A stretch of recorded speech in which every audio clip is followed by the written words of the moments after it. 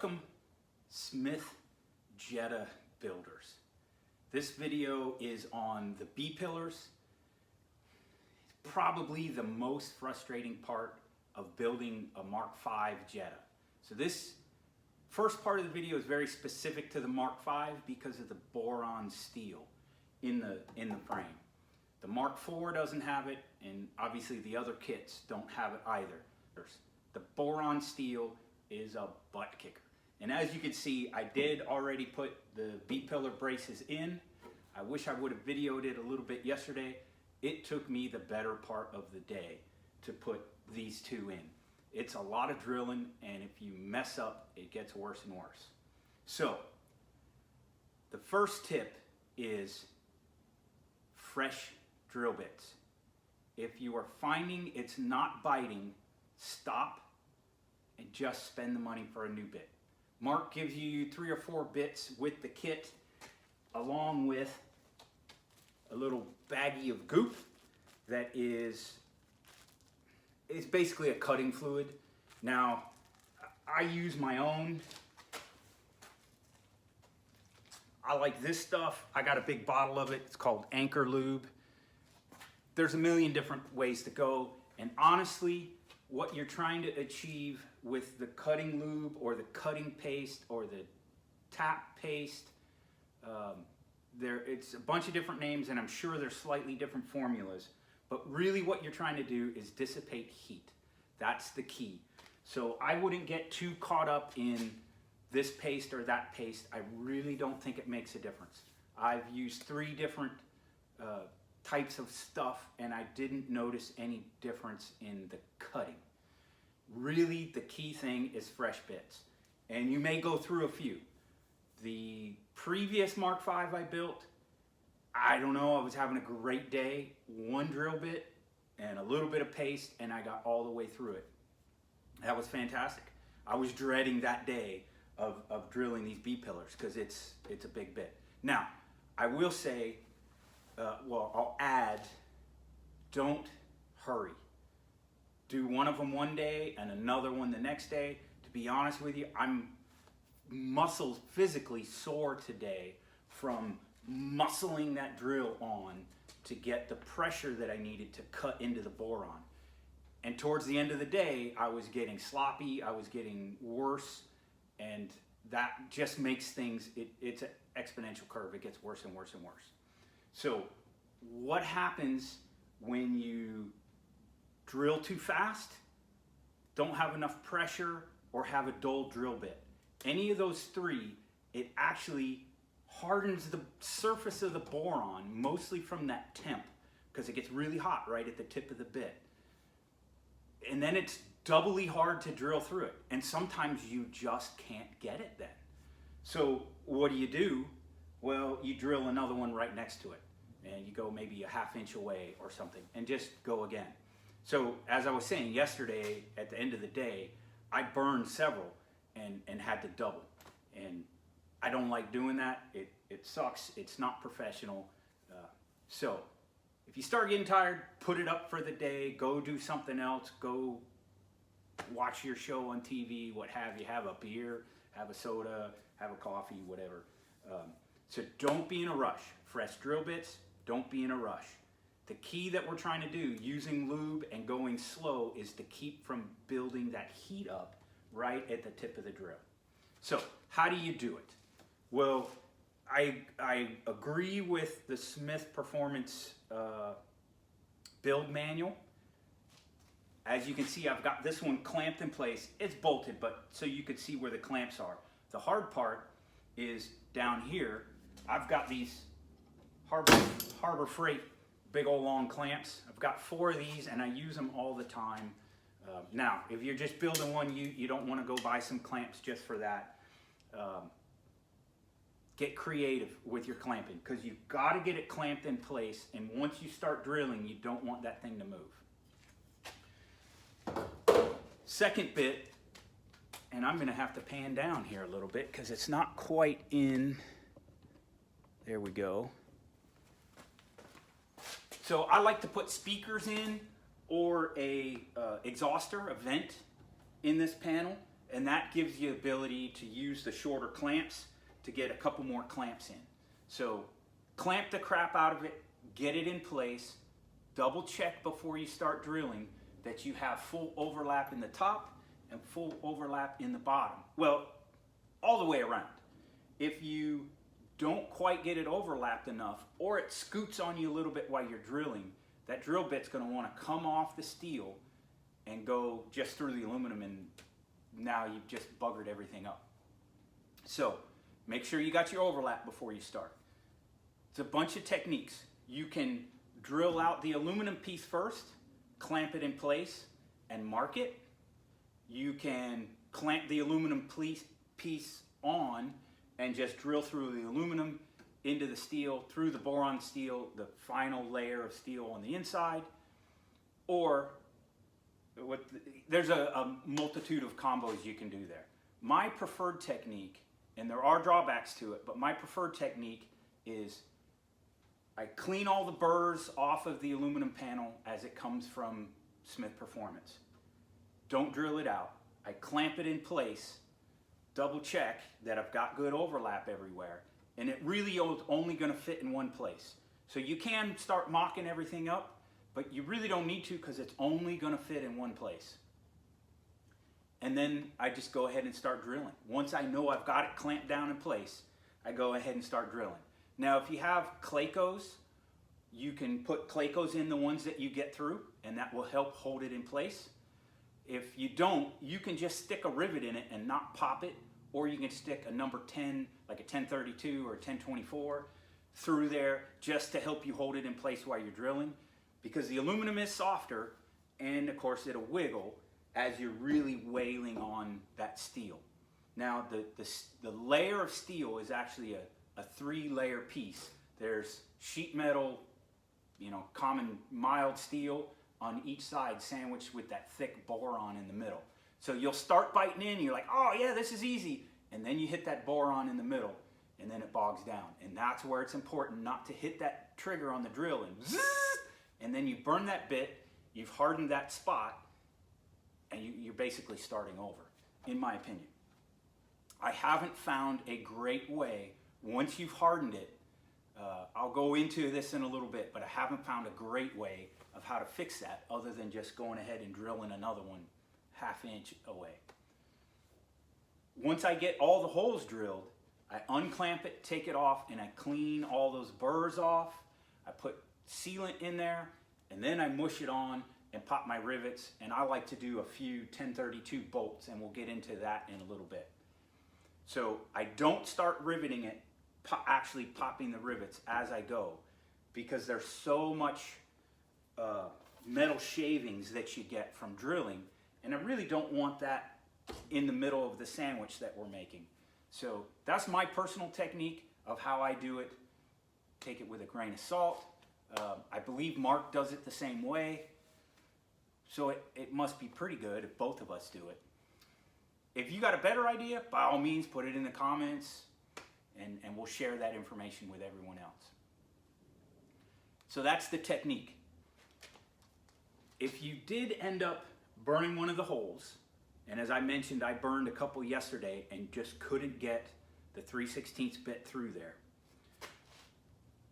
One thing that sometimes works is to downsize your drill bit a little bit so that you're not trying to cut so much surface area at the same time. I like to use a 5/32 because I am really wailing on that drill while I'm drilling. And anything smaller than that, you run the risk of snapping the bit because I'm really leaning into it. So that's how I picked the 5/32. That's the smallest bit that I'm comfortable with, that I won't snap it as I'm really leaning into it. The kit comes with 3 or 4 drill bits. You very well may go through all those. Like I said, I did it once with 1 bit and I couldn't believe it. I thought, what's everybody talking about? It's not that hard. But yesterday I burned up 5 bits. So, you may or you may not. So be prepared to go buy some bits. I would recommend titanium bits. I'm not going to put out a brand name because I don't think it's that consistent, but the titanium bits do seem to last a little bit longer and dissipate heat better than the cobalt or the high-speed steel ones. Okay, what drill do I use? I've got a mess of different drills. Majority of what I build on a car, I'm using the cordless. But on this, my favorite drill is, I believe this is a 1/2-inch chuck. The key thing is that it's very easy for me to control the speed of it. It's a variable. This one does not have a lockout. I do have a bigger drill that has a lockout speed on it, which is very handy because you can set it and then you won't ever overspeed it and burn it.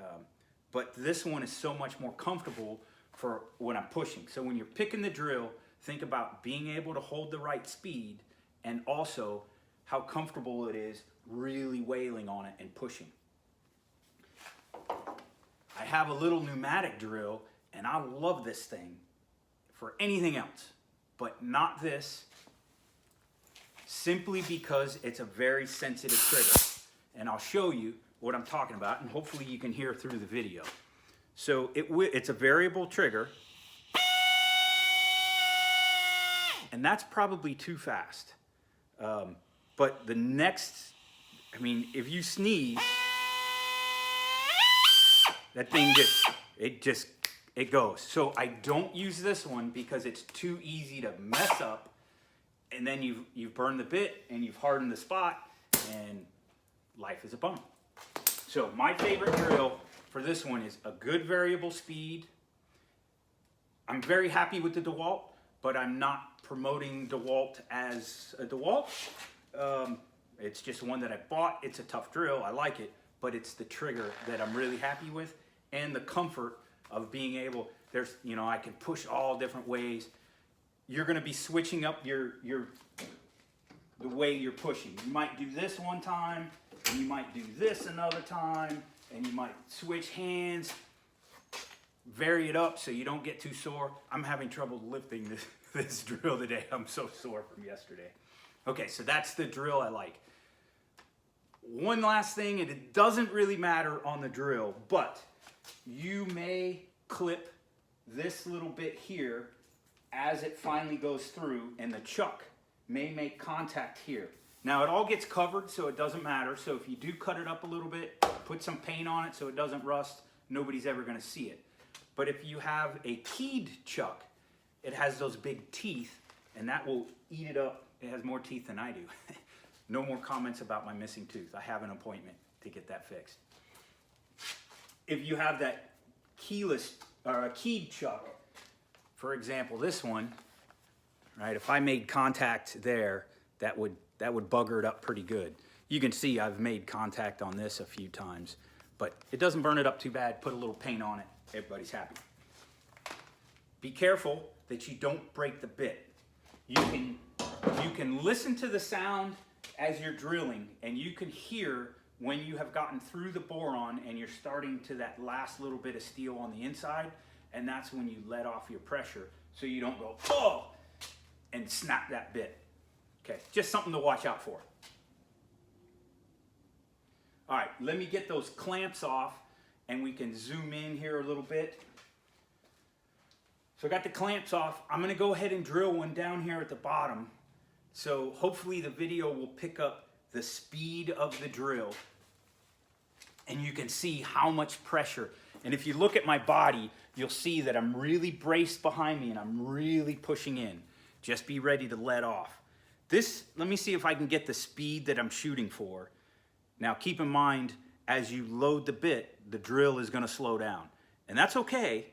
You can kind of regulate your speed a little bit with your tension, or your pressure rather, but you want that pressure on. And I'm really shooting for,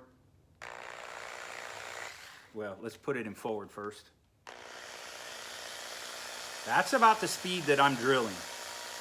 I'm not gonna go, that'll burn your bit up real quick. So probably about like that.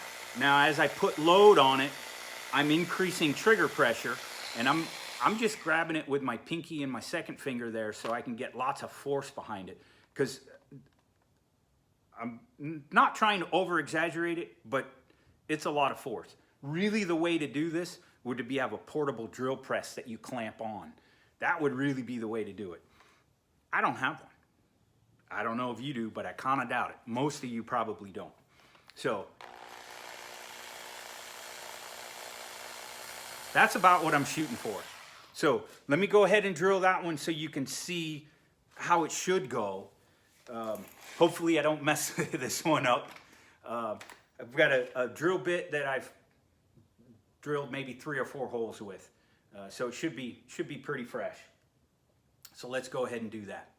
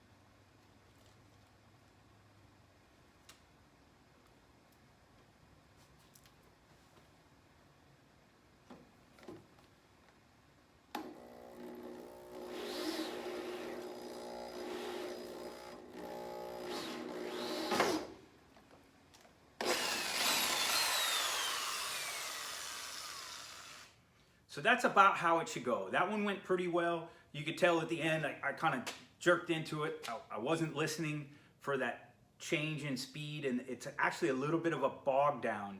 When the drill really bogs down, you lighten up your pressure a little bit, but make sure you don't let that speed wrap up.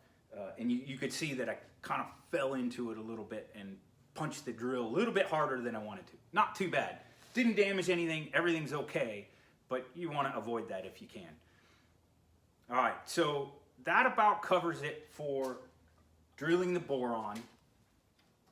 If you've burned one up, you may be able to get through it with a smaller bit, go down to like a 5/32, fresh, clean bit, high pressure, slow RPMs, and lube to keep that tip cool. That's what I think is what makes this most tolerable. The good thing is you have this tied into that boron steel, and that makes it all really rigid, which is beautiful as a vehicle. So that's it for drilling the boron and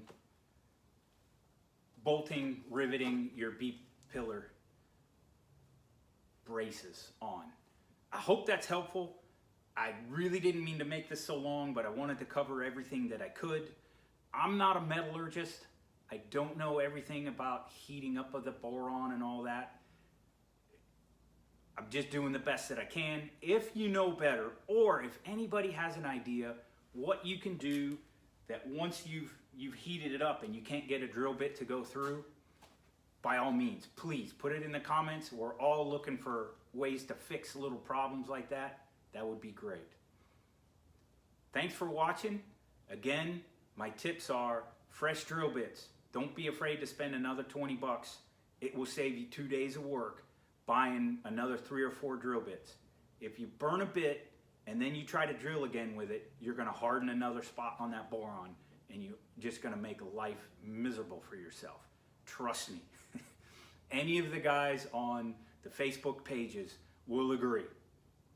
Buy the bits, use a fresh bit. It's a shame when you burn up a brand new bit, but throw it out. I hope this helps you.